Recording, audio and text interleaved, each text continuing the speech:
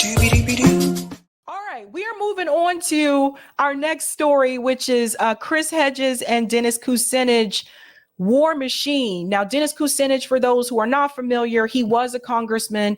He was actually a progressive Congress member before it was, I guess, mainstream popular to be progressive. And Dennis Kucinich was one of the many politicians that the Democratic Party tried to find ways to push them out because they were against the status quo. So they redrew his district so that he would not have one. And that's how they were able to remove Dennis Kucinich from Congress. Dennis Kucinich then went on, as of this year, to work for RFK Jr.'s campaign as campaign manager. It was just about a month or so ago, Dennis Kucinich announced that he was actually resigning from that campaign. I believe it has a lot probably to do with Israel and Palestine, where he stands and where RFK Jr. stands. So those are some of the things I think you need to know about Dennis Kucinich when we go into this conversation. And of course, you guys all know who Chris Hedges is.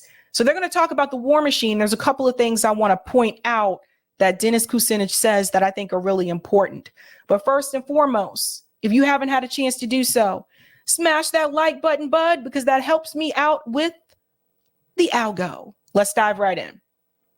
But let's just lay out globally the reach of the war industry and how it functions and why it seems to be beyond the control of either political party.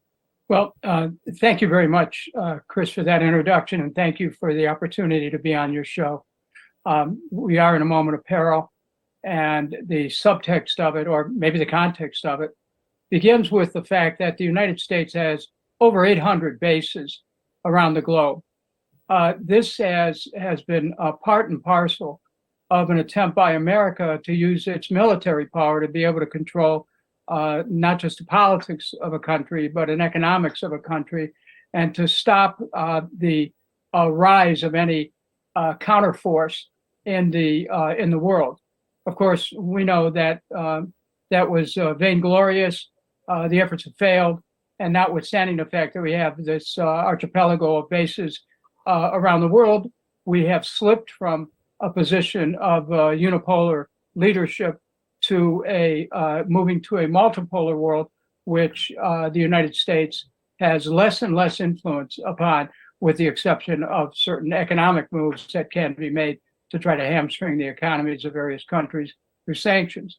Now, let me pause there after the sanctions part. So the multipolar world, we see BRICS is still accepting more applications. They've extended an application to Saudi Arabia, which is supposed to be an ally of the United States, but I told you about that relationship, right?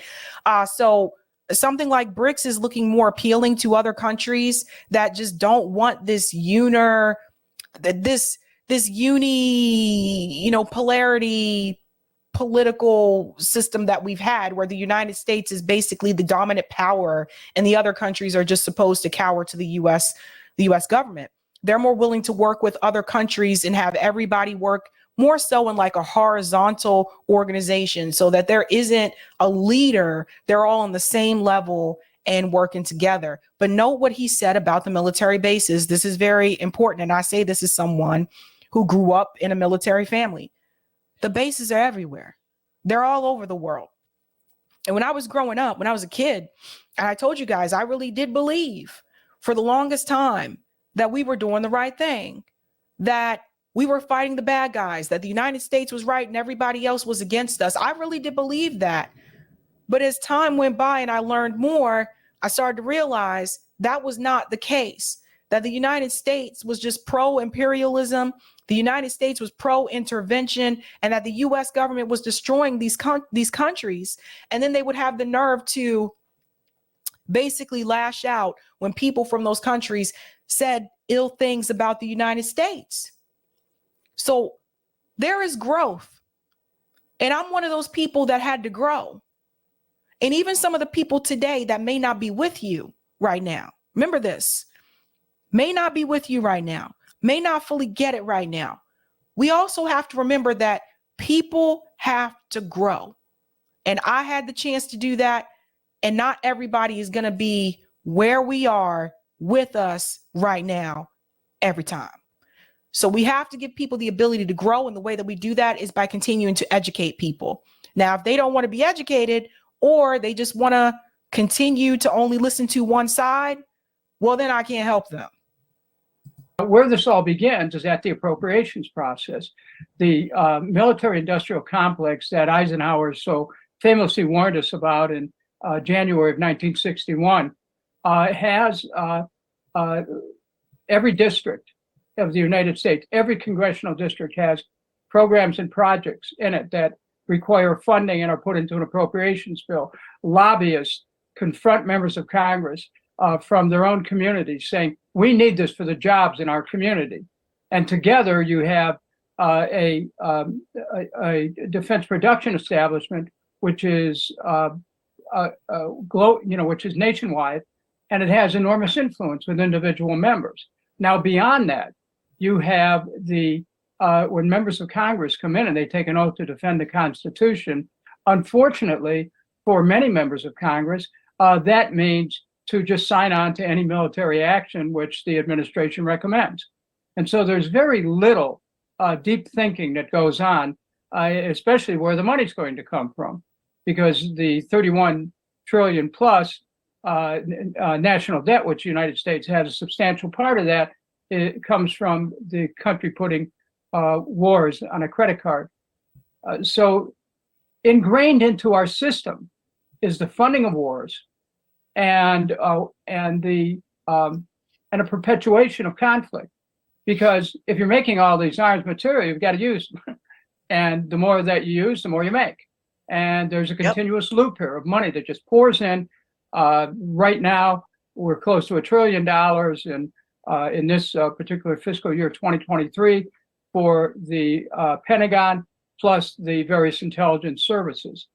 And so that then is a substantial part of discretionary spending of the United States, depending on who you're talking to and what math. It's anywhere from 40 to 45%.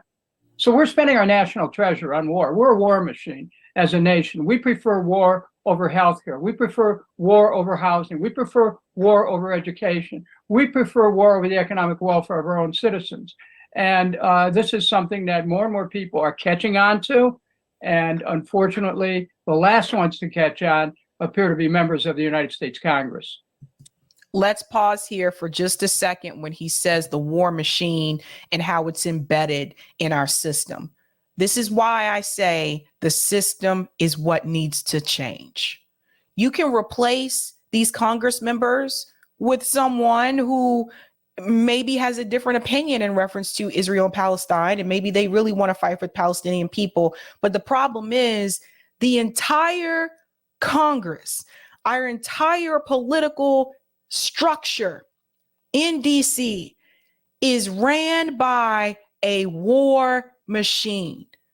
Think about what Dennis just told you.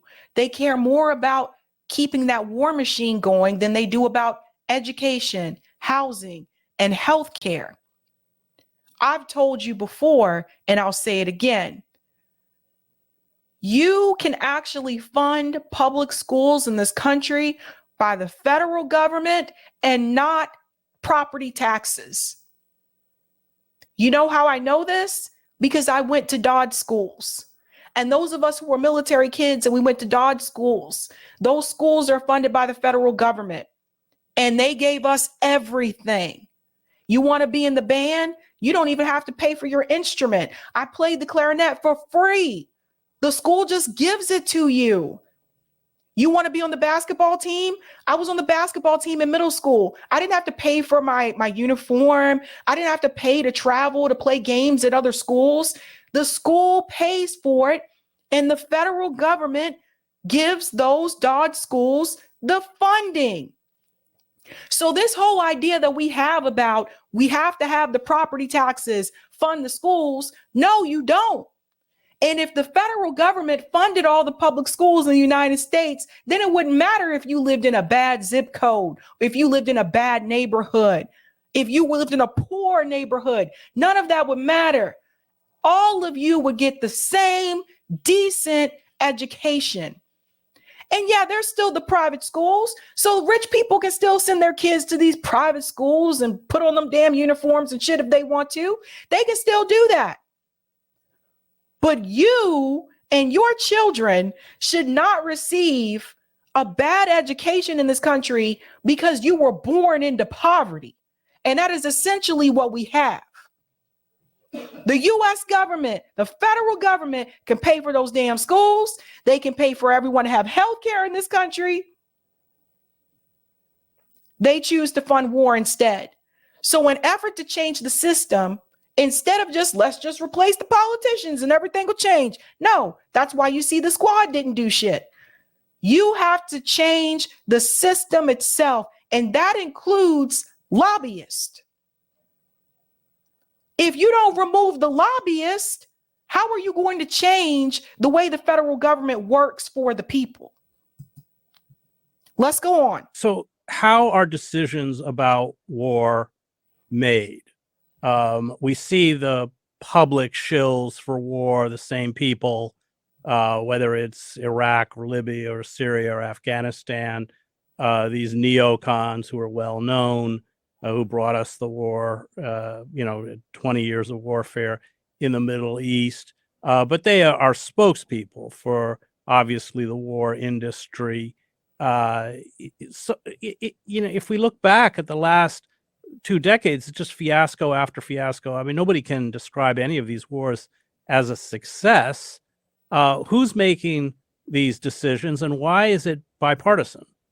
The decisions to go to war ostensibly would be made at the administration level. However, there is a broad network of public policy groups masquerading as independent voices, think tanks, academic organizations, people in the media who feed into any kind of narrative that would prompt the country to start to rattle the sabers or determine, well, we need to go here in order to defend our national interest. So once that appropriation process starts, let's keep in mind, you have close to $1 trillion in all accounts. They're on their own. I mean, that money's fungible. That money's there, which enables the United States at this very moment to send 2 aircraft carrier units out into the area near Israel. Now, you have to wonder, what's that all about? And what it's all about is that the United States right now has the money to be able to send troops anywhere they want in the world, or to pay for the ones that are already stationed. And they put the country at the threshold of a war the minute they do that. And when I say of a war, I mean of actual combat interactions.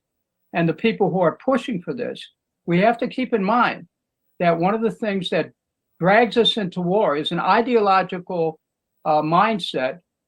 Today in the United States, it's sponsored by a group famously known as neoconservatives, who see America as a force fighting against evil all over the world.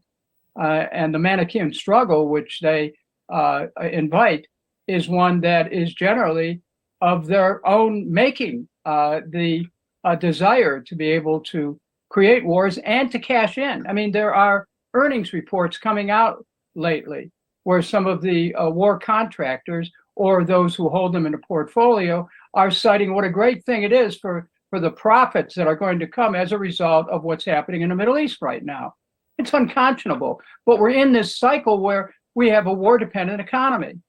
And the more that we spend on war materiel, the more likely we are to go to war. The more people we have at forward base around the world, the more likely we are to go to war. When an international crisis develops, such as has developed after most famously signed October 7th, 2023, we then see things go into motion that will support and justify the reason why we are there to begin with. And let me pause there for just a second. We have a war economy, he says. There's so many companies in this country that are attached to the war machine. It's like you don't even realize it until you start to do a little bit of digging. Like Honeywell. You know Honeywell, the company that makes those little portable heaters? Like some of you may have seen these, you may have had them in your homes, or you may have had it in your office at work. Like I used to have one in my office at work because for whatever reason, the heat didn't pass through that side of the building. That's a whole other story. But you know the Honeywell? So a lot of universities have agreements with Honeywell. They purchase those little mini heaters and stuff like that here in Massachusetts. But Honeywell also is a part of the military industrial complex. It's really hard. This is what I was saying to someone before when they're like, oh, well, you were part of the military and da-da-da. I'm like, well, my family was a part of the military. But the thing is that you should be asking is, why did my parents have to join the military? Why did they join the military? To get out of poverty, to get health care, to get health insurance. That's why. So this is all connected. But as it stands right now, there's just really no ethical consumption under capitalism. People have to really understand that. There's none of it. If you use a smartphone, sorry, Dennis, push you to the side. If you have a smartphone, no ethical consumption with that. Who makes those smartphones? Kids. Are those kids paid? How much are they paid? Abroad. So it's all connected. And that's the big problem. What Dennis just pointed out is that so much of our economy is attached to the military industrial complex, is connected to war. So along the way, we have developed a war-driven economy. Then from there, you go on to additional appropriations. And one of the things that I want to point out, the over $14 billion, which Congress will vote on, perhaps in the at the beginning of November. Once Congress votes on that, forget declarations of war, Article 1, Section 8, the role of Congress in balancing off the executive's desire to go to war. Forget all that. Once the money is there, we're stuck. And it's kind of like gamblers, in for a dime, in for a dollar. Once we put that money down, we are at war, whether it's declared or not.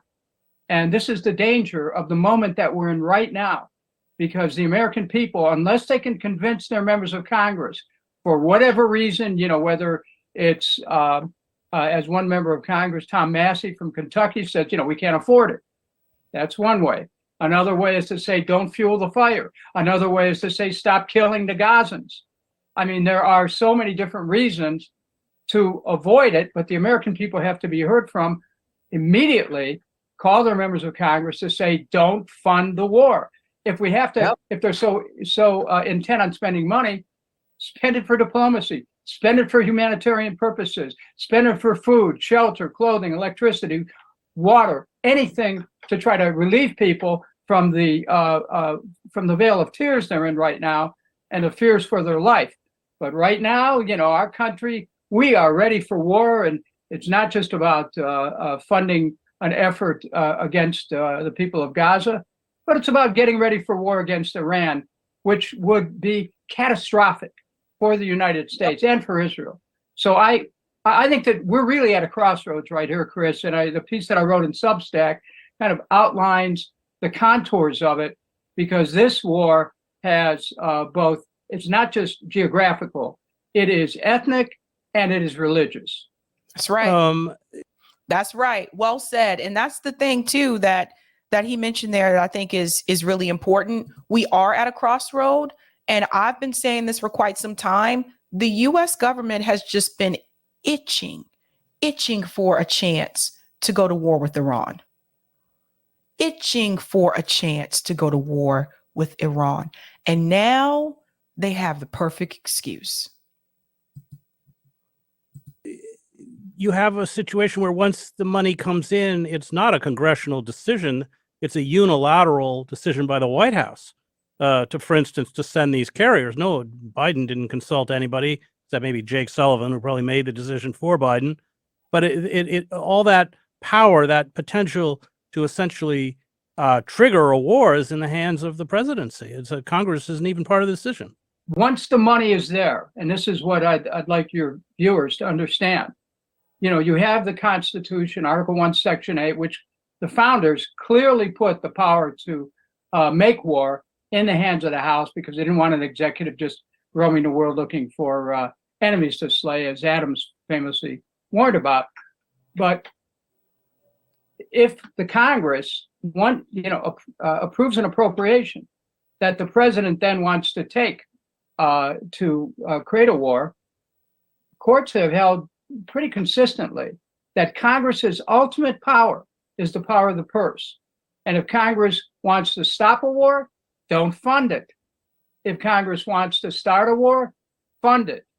But Congress cannot go back after it funds a war and say, oh, we didn't mean that. We didn't mean for him to escalate. Hey, once they have the money, the administration, the president as commander-in-chief under the Constitution is able to use that war material in any way that he or in the future she would please. So basically what Dennis Kucinich is telling you is that once they approve the funding and the money is there, the money has to be spent in that manner. This is similar to when I used to work at the universities. Some of you guys know this. When I worked in higher education administration and I managed different academic programs, so I was an academic advisor. This was another thing that we had to deal with when you're dealing with budgets for programs. There is a certain amount of money that is given to you, and it's up to you to decide how it's going to be used in different categories. But the thing is, once you have that money, you have to spend it. If you don't spend it, what will then happen is the next year, they won't give you the same amount because they said you didn't use, if your budget was like $60,000, like you didn't use the $60,000. So next year we're going to give you less. So essentially it's similar to that. Like, but once they approve it, the funding for it, according to the Constitution, Dennis Kucinich is saying that that money has to be spent in that way. And another thing, and we're going to get into this a little bit more on Tuesday, I believe, we also need to talk about the fact that the U.S. government is also trying to occupy Haiti. So there's more intervention that's about to happen in Haiti as well. And that's kind of taken a little bit of a backseat because of everything that's happening with Israel and Gaza. But we're going to dive into the Haiti situation as well, because that's another place. Like, so they have this money and they're like, oh, we got to spend it on war, something somewhere. So let's just go and spend it. But that's important. So again, a lot of this power goes back to the people in Congress. And yet we see no pushback. I mean, the last budget, I think the Congress gave the Pentagon $40 billion more than they even requested. And in many ways, the Democratic Party is worse. Yeah, it's become reflexive. The inability to ask questions about why. I mean, only after the fact will you see Inspector General's reports come back and say, well, you misspent billions here, billions there. After a while, it adds up. You go back to Major General Smedley Butler, who won 2 Medals of Honor for his service to the country at the beginning of the 20th century. And he concluded famously, war's a racket. And this is a racket. And the members of Congress just go along. Look, let's face it. Once Citizens United became the law of the land and money equaled free speech from the corporate standpoint, all this entire defense establishment was emboldened to just pour money into congressional races. And they do. And they do it, openly through $5,000 contributions or whatever they're allowed right now. And in addition to that, super PACs, which can make a difference in a congressional or Senate race. So, we have almost a closed loop system that guarantees that we will continue to go to war. And there is no counterbalance for diplomacy or peace. That doesn't exist. The Department of State is there to rattle the saber, as the current Secretary of State Blinken has proven. The National Security Advisor Sullivan, he's there to keep fulminating. And of course, we know about the gentlelady who is a deputy secretary who has famously kept her neoconservative credentials alive since the beginning of her service to the United States as somebody who promotes war. So we have an entire phalanx of people at the administrative level who are promoting it every day. And they're supported by the think tanks, academics, the media. People don't question. And so we get pulled into this maw of war, and then people wonder why. Well, watch when American troops, when their lives are put on line, they're already being out there as bait, as far as I'm concerned. Our troops are in that region as bait. And if and when the troops start to die, and you get reports, maybe some have already, but if and when that starts to happen in large numbers, the American people are going to be horrified. But you know, the money's good. The money could go out this week unless people call and object strongly. That's the way you stop a war. Stop funding it. What they're playing. Remember what he said, go out there and object against it strongly. And that goes back to the protest that just happened yesterday in DC. I want to scoot forward just a little bit because this is this interview is like 33 minutes, but there was one part.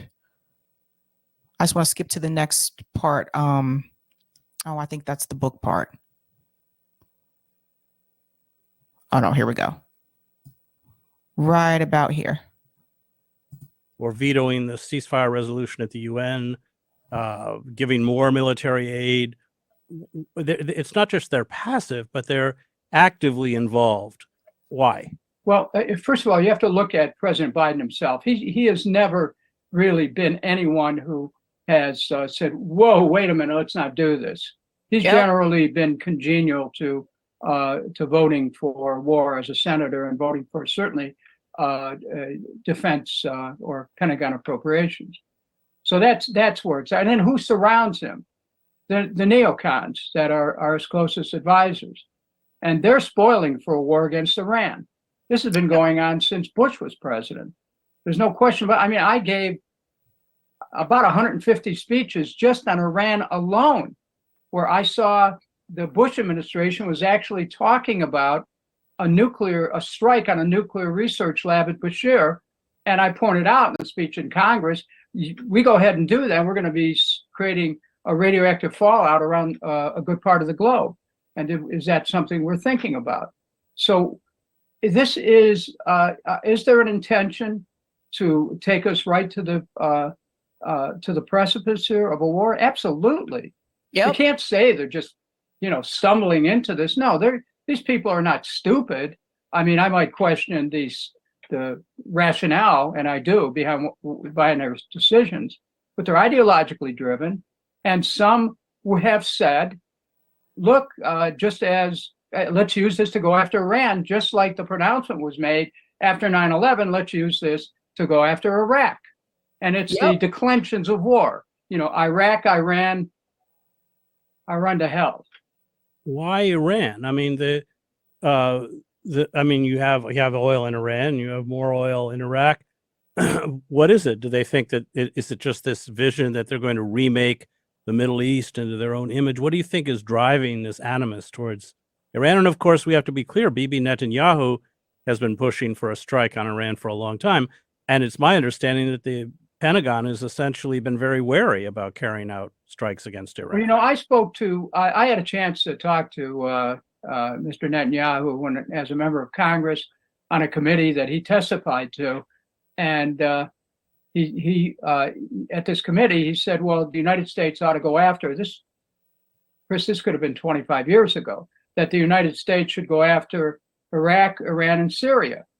Yep. After the hearing, I met him in the hall and I said, Mr. Netanyahu, why don't you do it? And he said, oh, no, you should do it. So my question is this. Why is Benjamin Netanyahu telling the United States government what to do?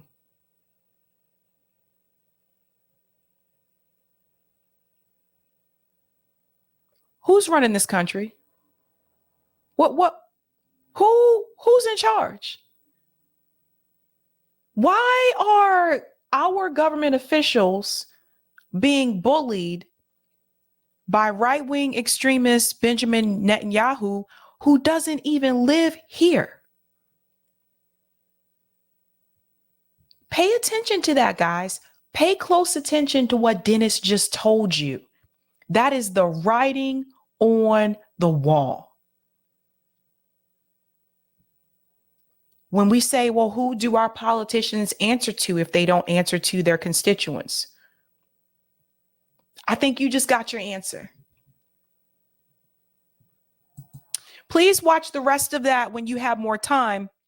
I skipped over one part, and it is a longer interview. And he probably, knowing Chris Hedges, he probably has this on his Substack where you can get an even longer version of this interview. That's usually how he does it, I think. But it's called Palestine, Israel, and the U.S. War Machine with Dennis Kucinich, the Chris Hedges Report. So check that out on the Real News Network. I'm going to go to some of the comments. Hit the thumbs if you didn't have a chance. Hit the thumbs if you really want to dance. Hit the thumbs if you didn't have a chance. Hit the thumbs if you really want to dance. All right, let's go to some of these comments here. Rich says, my wife and I appreciate you and love you for your work and for saying the truth. Thank you so much, Rich. That's really sweet. Thank you, Cobra. Sabby, you are the only news I digest now. Want you to know that. I no longer read the paper or watch syndicated news. You the only journalist I trust. That is so sweet, Cobra. That is so sweet. I don't know if I call myself a journalist because I haven't written articles in a while. I'm really behind on that. But my plan is to make sure I get back into that at least by next year. Thank you, M. Adams. Permanent war and too big to fail jail. The two big issues that are sinking America. Woof. Thank you, President Jafar. Why won't the UN peacekeepers defend Palestine? You know, I had this rant about the United Nations the other night where they called it a humanitarian crisis. They have written basically strongly worded letters. There have been some officials that have resigned from the UN because they just feel that they're not being listened to. But ultimately, I don't know what happens after the UN makes these statements. It seems like to me that our government leaders aren't even listening to what the UN is saying. So I don't even know what the point of the UN is, to be honest. Thank you, Crown Heights Brainiac. The UN peacekeepers won't defend Gaza because the UN is an extension of US foreign policy. The US wants Israel to continue. Therefore, the UN will not go in. Damn, there you go. And thank you, Stop Sniffing Kids Joe. Our politicians are controlled by foreign entities. It's crazy. This is crazy, isn't it? That's why I wanted you guys to see that interview. I'll take the comments on Rockfin, Eric. Thank you. Thank you for the tip, Dave. Thanks for your defense of the people, Sabs. Good luck. Thank you. And thank you, Diane, for the $5 tip on Rockfin. Thank you, Roger. Yep, Sabby, that's how it works when you deal with the government. I used to work for an IT company. Our clients were schools where when they got the money from the government, they had to spend every red cent. The federal government paying for public school education for military kids. Looks like another TRICARE for all moment. Let's get it. Mm-hmm. Yeah, you shouldn't have to be a part of the military industrial complex to have those same opportunities. That's how I feel.